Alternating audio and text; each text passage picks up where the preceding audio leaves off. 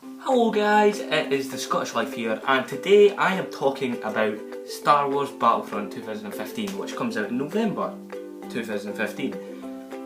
This is a game that I've been wanting to come out for absolutely ages since it's been revealed, and it's finally got a release date, and it's finally got some stuff that has been confirmed to be in the game and stuff that has been rumoured. So I'm going to tell you what that stuff is, and if it's a good thing or if it's a bad thing. Now, you're probably thinking, oh, it's made by DICE and EA, same guys that made Battlefield. It's nothing like Battlefield, I'm afraid, as it's been confirmed that there is no campaign. So yeah, there's no campaign. There's not a Star Wars campaign in Star Wars Battlefront 2015. Why? I do not have a clue. DICE have managed to say, no, you can screw that. That is going to be a fun element of the game, but we're taking it out because they're a bunch of idiots. But yeah, there's no campaign in Star Wars Battlefront. However, there is co-op missions. So that means that it'll probably be... I'm not going to expect much from the co-op missions, as it'll probably mean bomb that bit, bomb that bit, bomb that bit, or go to this objective, do that, and it can be, you can play it single player, or you can play it with friends.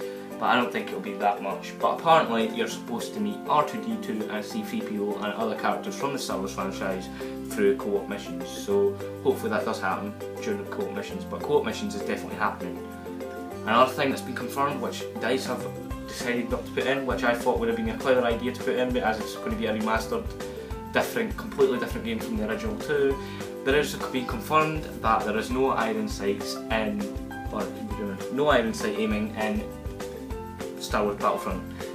Why, I do not know, but I understand the two original ones, Battlefront 1 and Battlefront 2, were, well, no an iron sight. You can't aim down your sights on Battlefield 1 or Battlefield 2. But I would have loved to see it, since it's a new game and it's coming out for the next gen. I would have loved to see a game which had iron sights, which can make my shots more accurate as I'm shooting people. And if you're a scout trooper, you can literally quick scope someone off a speeder. That would have been quite cool, to be fair, but that's not happening either. Now, I know these confirmed stuff make it sound that it's going to be crap. I don't think it will be, but here's hoping that they actually manage to fix some of these. So it's been confirmed again, there's no space battles. Now, I used to love in the original games going up in my X-Wing, flying across the galaxy and blowing up Star Destroyers. That's not happening in this game, which is kind of unfair because I used to love doing that. It was my favourite part about Battlefront. But yeah, there is no space battles, so you can't take down a Star Destroyer, but apparently you can fly along indoor in an X-Wing and stuff, and that's pretty pants as well. So DICE have managed to take a really good franchise and turn it into this pit of doom. But there's good news, the AT-ST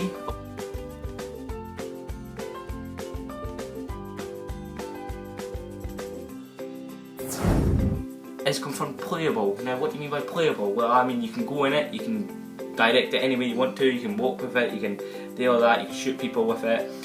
And the reason I'm saying that for that is the AT-AT has been rumoured to not be playable, as in, well, it is playable, but it's not playable because you can go in the AT-AT, but it's on rails, so therefore you cannot decide what direction your AT-AT is going.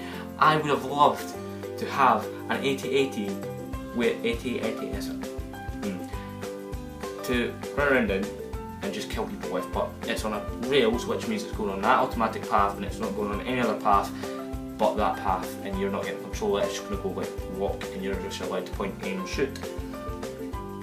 So yeah, that's a pain, but thank God they've actually managed to do something decent about releasing stuff. It's been confirmed that heroes and villains are going to be a thing in Battlefront. Thank God, DICE, you care what you're doing now, because Heroes and Villains was a great part of Battlefront 2. It wasn't in Battlefront 1, Battlefront 1 was still a good game, but Battlefront 2 took it all because you got to be multiple characters. Boba Fett, the most famous bounty hunter from the seas, with the jetpack and the missile wrist thing and his gun, they're going to be playable. That's been confirmed that he's going to be in it. It's also been confirmed that the Dark Lord Darth Vader is going to be playable as well. And this has also been rumoured that they're going to be played on every game mode. Now, I don't know if I like that, but it's basically like a care package, isn't it? Something like that. I hope that's how it works. But yeah, the one hero that I would not like, and I'm not saying this, she was great in the actual films, but Princess Leia. Now, I remember playing Star Wars Battlefront 2 and it came up move, hit right on the D-pad if you want to be Princess Leia, and I done it because it's Princess Leia and it's a character from the Hangout.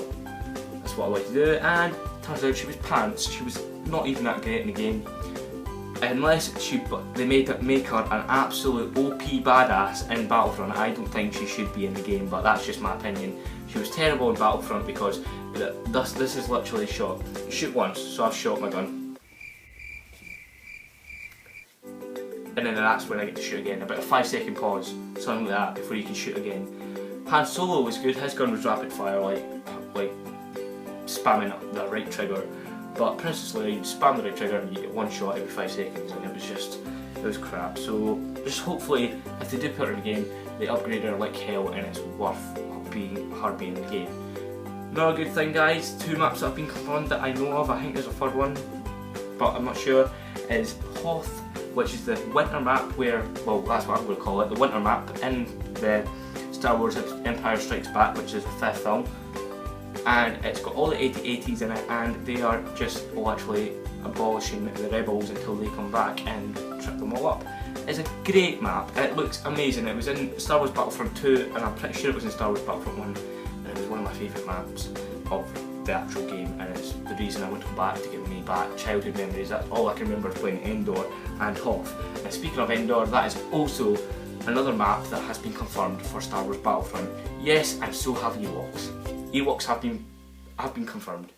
You get to kill them and you get to be them, and I hate killing Ewoks. The sound they make when they die is just too much to bear for me, but yeah, Ewoks are playable.